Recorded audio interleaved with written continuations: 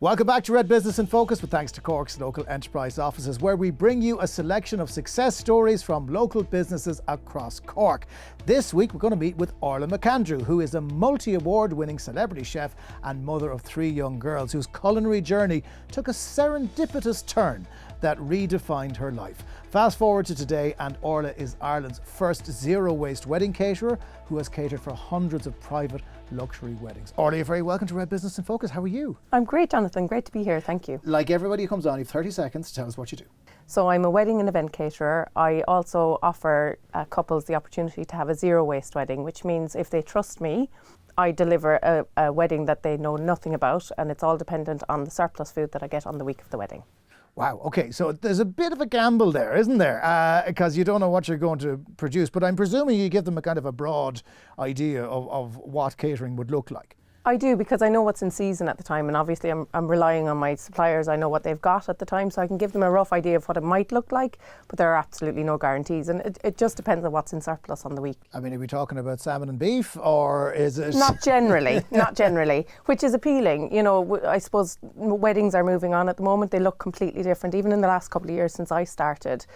What people are looking for, like the amount of veganism that's coming into menus. I've catered a couple of 100% vegan weddings. The vegetarianism is about 50%, generally speaking. So it's all about like big flavours. I think the Irish palate has come on in the last couple of years as well, and we expect lots of deliciousness and we expect something different. And I love coming in there and surprising people. Now, I've been at many weddings, obviously, over the years. I can only imagine how much waste there is in the kitchen between vegetables that are left over. I mean, what you'd want more than anything else is nobody would run short. So how do you do that balancing act between not overcooking and producing too much and producing too little that people will be going, yes, it was a bit stingy?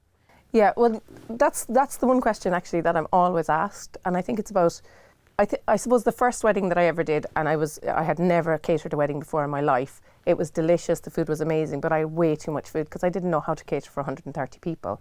So I suppose from that experience I realised that you've got to be really methodical about it. You've got to kind of sit down, do your maths, weigh out really to the detail how much anyone's going to eat. And I suppose when you're delivering really exceptional food, it doesn't have to be masses of food. It's really well balanced. It's delicious. I'm really keen to make sure that everyone walks away and thinks, wow, that was a sensational meal. And like that, I don't want any waste. So far, fingers crossed, touch wood, I've gotten it right, and I have never had anyone looking for food. That's a skill in its own right, to be fair. We talked about a turn that redefined your life. What was it? I'd gotten to 39 and I had no career. I'd been in college 3 or 4 times, very interested in food. I had been a commie chef in a couple of little restaurants, but because I was so much older, people expected more from me. And I didn't last very long in professional kitchens. So I'd been a stay-at-home mum for about 5 years. And I was beginning to wonder, what am I ever going to do with all these degrees that I've got? What will become of me? And I was in the regional park one day and I met this lovely girl called Ruth, and she told me she was getting married in 6 weeks' time and she couldn't find a caterer. And I just thought instantly, I could do that. So I told her that I could do it, and she trusted me, and I did. And that was 5 years ago, and from that moment on, I've been a wedding and event caterer, and I love every minute. So you can thank Ruth for that then? 100%, yeah. And you look back at that first wedding now, and are you kind of shocked at what you did, or do you still think it held up? It held up, but absolutely shocked, because we did it in the cricket club here in Cork, and I operated out of a market-style tent, no sides, one oven, and a prayer, basically.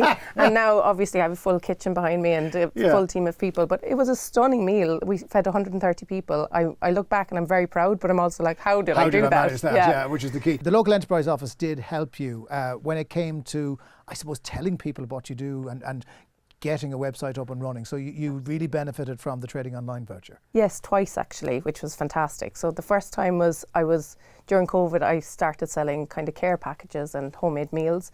And I needed a way to actually allow people to buy that from me. I think we actually spoke on the audio podcast at the time about that, didn't we? Yeah, that's right. So they were really, really helpful that time. And subsequently, I've changed my model, and I suppose I've come into my own. I know what I'm about. I know who my target audience are. So I went back to the LEO, and they've supplied me with a second Trading Online voucher, and my new website went live just 2 months ago. Tell me what the 3 kids think of Mom's job. Are they helpful in the kitchen? Do they look at you and say, I'm going to do that? Well, I hope that they don't, firstly, but they love being with me in the kitchen. Sure, every child, they just want to be with their mum and dad. So they absolutely adore being there with me.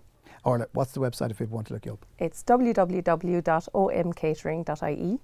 Orla McAndrew, thank you so much for taking the time to talk to us. Thank you.